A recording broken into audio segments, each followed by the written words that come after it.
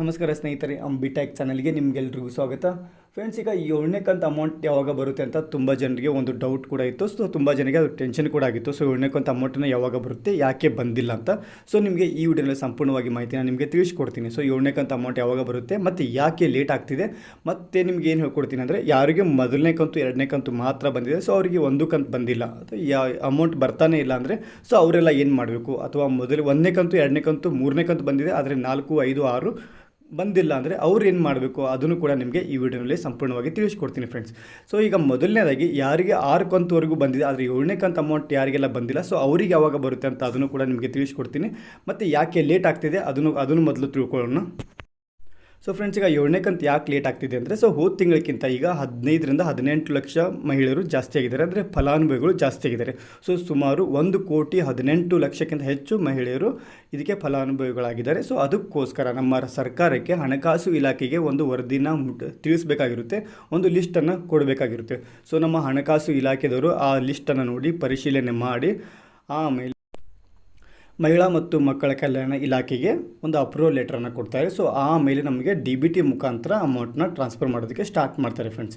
So ಅದಕ್ಕೋಸ್ಕರ ಸ್ವಲ್ಪ late ಆಗ್ತಿದೆ. ಸೊ ಫಲಾನುಭವಿಗಳು ತುಂಬ ಜಾಸ್ತಿ ಆಗಿರೋದ್ರಿಂದ ಸ್ವಲ್ಪ ಅಮೌಂಟ್ ಬರೋದಕ್ಕೆ ಲೇಟ್ ಆಗ್ತಿದೆ. ಆದರೆ ನಿಮಗೆ ಇದೇ 5ರಿಂದ 10 ದಿವಸ ಒಳಗಡೆ ನಿಮಗೆ 7ನೇ ಕಂತು ಬರುತ್ತೆ ಅಂತ ಸ್ಪಷ್ಟವಾಗಿ ಮಹಿಳಾ ಮತ್ತು ಮಕ್ಕಳ ಕಲ್ಯಾಣ ಇಲಾಖೆಯಿಂದ ಒಂದು ವರದಿ ಕೂಡ ಬಂದಿದೆ. ಸೊ ಈ 5ರಿಂದ 10 ದಿವಸ ಒಳಗಡೆ ನಿಮಗೆ 7ನೇ ಕಂತು ಅಮೌಂಟ್ ಏನು ಬರಬೇಕಾಗಿರುತ್ತೆ, ಸೊ ಅದು ಅಮೌಂಟ್ ಬರುತ್ತೆ ಅಂತ ಕೂಡ ಹೇಳ್ತಿದ್ದಾರೆ. ಆದರೆ ಯಾರಿಗೂ ಒಂದು ಕಂತು ಬಂದಿಲ್ಲ ಅಂದರೆ, ನಾವು ಹಿಂದಿನ ವಿಡಿಯೋನಲ್ಲಿ ಕೂಡ ಹೇಳಿದ್ದೀನಿ, ಸೊ ಯಾರಿಗೂ ಒಂದು ಕಂತು ಬಂದಿಲ್ಲ ಅಂದರೆ ಅವ್ರೆಲ್ಲ ಏನೆಲ್ಲ ಮಾಡಬೇಕು ಅಂತ ನಿಮಗೆ ಅದ್ರ ಬಗ್ಗೆ ಕೂಡ ಸಂಪೂರ್ಣವಾಗಿ ಮಾಹಿತಿಯನ್ನು ತಿಳಿಸ್ಕೊಡ್ತೀನಿ. ಸೊ ಮೊದಲನೇದಾಗಿ ಅವ್ರು ಏನು ಮಾಡಬೇಕಂದ್ರೆ, ಅವ್ರ ಆಧಾರ್ ಕಾರ್ಡ್ ಸೀಡಿಂಗ್ ಇದೆಯಲ್ಲ ಅಂತ ಚೆಕ್ ಮಾಡ್ಕೋಬೇಕು, ಅಥವಾ ಅವ್ರ ಆಧಾರ್ ಕಾರ್ಡ್ ಅಪ್ಡೇಟ್ ಇದೆಯಲ್ಲ ಅಂತ ಚೆಕ್ ಮಾಡ್ಕೋಬೇಕು.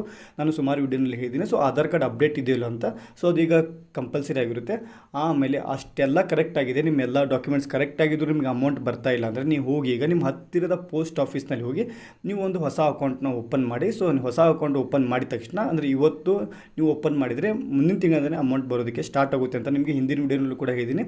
ಸೊ ಮತ್ತೆ ಅದನ್ನೇ ರಿಪೀಟಾಗಿ ಹೇಳ್ತಾ ಇದ್ದೀನಿ. ಸೊ ಯಾರೆಲ್ಲ ಹಿಂದಿನ ವಿಡಿಯೋ ನೋಡಿಲ್ಲ, ಸೊ ಅವ್ರಿಗೂ ಅರ್ಥ ಆಗಲಿ ಅಂತ ಮತ್ತೊಂದು ಸಲ ನಾನು ನಿಮಗೆ ಈ ವಿಡಿಯೋನಲ್ಲಿ ನಿಮಗೆ ತಿಳಿಸ್ಕೊಡ್ತಾ ಇದ್ದೀನಿ.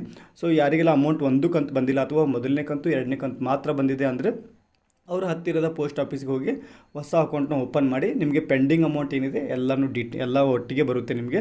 ಸೊ ಮುಂದಿನ ತಿಂಗಳಿಂದ ಬರೋದಕ್ಕೆ ಸ್ಟಾರ್ಟ್ ಆಗುತ್ತೆ ಫ್ರೆಂಡ್ಸ್. ಅನ್ನಭಾಗ್ಯ ಯೋಜನೆ ಆಗಿರ್ಬೋದು, ಅಥವಾ ಗೃಹಲಕ್ಷ್ಮಿ ಯೋಜನೆ ಅಮೌಂಟ್ ಆಗಿರ್ಬೋದು. ಆದರೆ ಈಗ ಯಾರಿಗೆ 6ನೇ ಕಂತುವರೆಗೂ ಬಂದಿದೆ, ಸೊ ಅವರಿಗೆ ಯಾವಾಗ ಬರುತ್ತೆ ಅಂತ ನಿಮಗೆ ಹೇಳಿದ್ದೀನಿ. ಸೊ 5ರಿಂದ 10 ದಿವಸ ಒಳಗಡೆ ಬರುತ್ತೆ. ಸೊ ಯಾಕೆ ಲೇಟ್ ಆಗುತ್ತೆ ಅದನ್ನು ಕೂಡ ನಿಮಗೆ ಹೇಳಿದ್ದೀನಿ.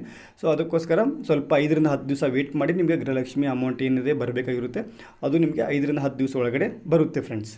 ಸೊ ಫ್ರೆಂಡ್ಸ್, ಇವತ್ತಿನ ಮಾಹಿತಿ ಇಷ್ಟ ಆಗಿತ್ತು. ಮತ್ತೇನಾದರೂ ಹೊಸ ಮಾಹಿತಿ ಬೇಕಾಗಿದ್ದರೆ ನೀವು ನಮ್ಗೆ ಕಮೆಂಟ್ ಮಾಡಿ ತಿಳಿಸ್ಬೋದು. ಮತ್ತು ವಿಡಿಯೋ ಇಷ್ಟ ಆಗಿದ್ದರೆ ಲೈಕ್ ಮಾಡಿ, ಮತ್ತು ವಿಡಿಯೋ ಹೇಗೆ ಅನ್ನಿಸ್ತು ಅಂತ ಕೂಡ ನೀವು ಕಮೆಂಟ್ ಮಾಡಿ ತಿಳಿಸ್ಬೋದು ಫ್ರೆಂಡ್ಸ್. ಸಿಗೋಣ ನೆಕ್ಸ್ಟ್ ವಿಡಿಯೋನಲ್ಲಿ. ಅಲ್ಲಿವರೆಗೂ ಜೈ ಹಿಂದ್, ಜೈ ಕರ್ನಾಟಕ.